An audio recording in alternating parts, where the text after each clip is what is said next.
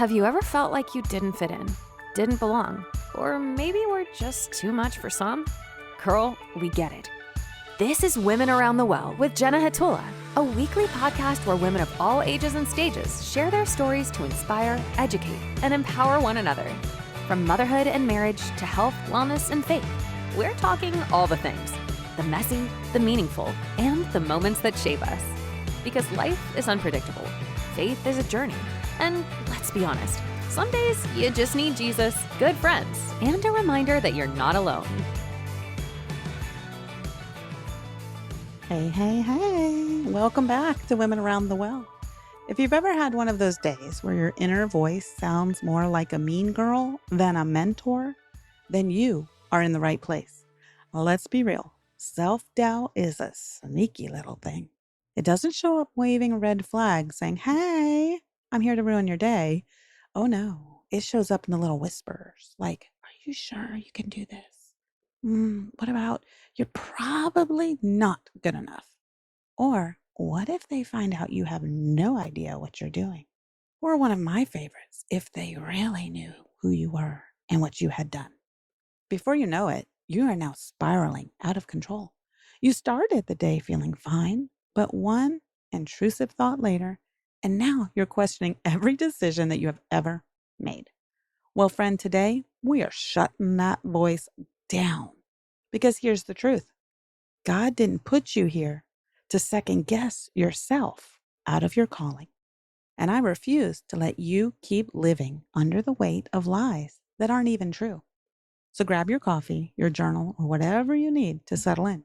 Because today we're going to identify where self-doubt comes from, recognize the lies and replace them with truth, walk away with practical ways to renew our minds, and step into confidence.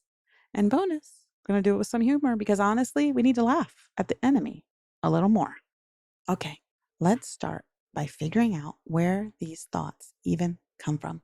Because you weren't born with self-doubt. Think about the babies. They don't sit there thinking, I wonder if I will ever be able to walk.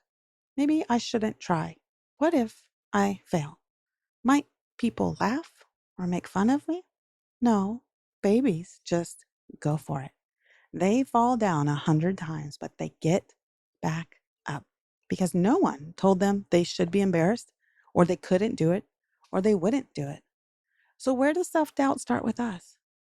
Well, in my lifetime, it's usually come from a couple of places, like past experiences.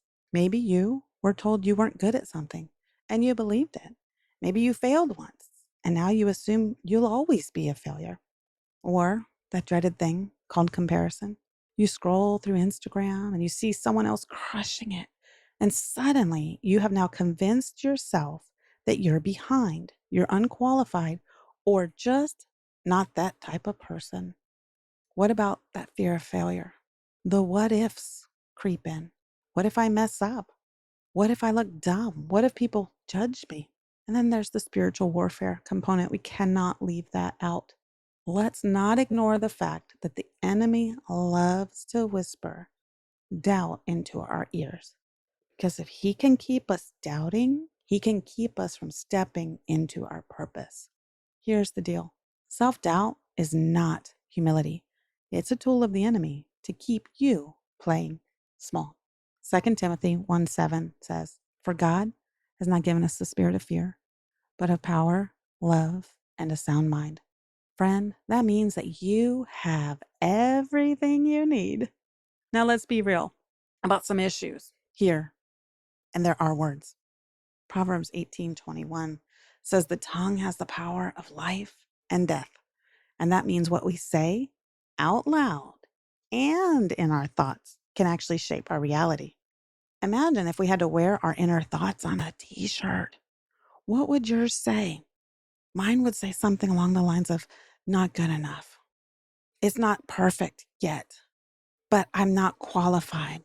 I don't know enough. I'm not good as. Or maybe yours could say something like, I'm so behind. I'll never be good enough. I'm not as talented as her. Or could it possibly change the script and we flipped it? And instead, it said, I am chosen and called. I am growing and I'm learning. I can do all things through Christ. You wouldn't walk up to a friend and say, "Hey, girl, you're never going to succeed. You should probably just quit now." What? We would never say that. So why do we say it to ourselves? Friend, if you wouldn't say it to someone else, it has no business being in your head. Let's get into some real life ways that we can kick that self-doubt to the curb. One is to catch it. The moment that negative thought pops up, stop. Ask yourself, would I say this to my children or my best friend? If not, it's got to go. Two, counter it. Every lie gets a truth bomb dropped on it. The lie goes something like, I'm not good enough. But the truth is, I am fearfully and wonderfully made. It says so in Psalms 139:14. The lie, I always mess up. The truth, God's grace is sufficient for me. That's 2 Corinthians 12:9. The lie is, what if I fail? But the truth is, God works all things for my good. Romans 8:28. What if we changed the narrative? Instead of saying, I can't do this or can't do that, try, I'm learning as I go. Instead of, I'm not confident, say, I'm growing in confidence. Because your words matter. So speak life. 4, challenge you to find your people. Listen, sometimes you need a hype squad. People who remind you of who you are when you forget. Find friends who call out the gold in you.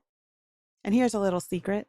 Confidence doesn't come before you take action. It comes because you take action. You don't have to feel ready. You just have to move in obedience. Friend, self-doubt is a liar.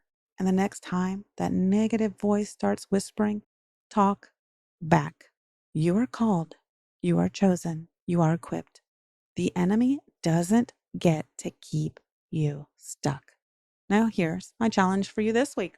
What's one lie you've believed about yourself that you're replacing with truth today? Exclamation point. DM me over on Instagram or comment on today's post. I want to hear from you. And if this episode blessed you, would you share it with a friend? We are not about to let the enemy win. Until next time, keep gathering, keep growing, and keep trusting the one who called you. That's it for today's episode of Women Around the Well. I hope you found encouragement, inspiration, and a reminder that you're never alone on this journey. Want to dive deeper? Visit womenaroundthewell.com for additional resources, guest details, episode recaps, replays, and exclusive freebies to support you in faith, wellness, and life. And if this episode spoke to you, feel free to share it with a friend and leave a review. It helps more women find their place around the well. Until next time, keep showing up, keep growing, and keep leaning into grace. We'll see you soon.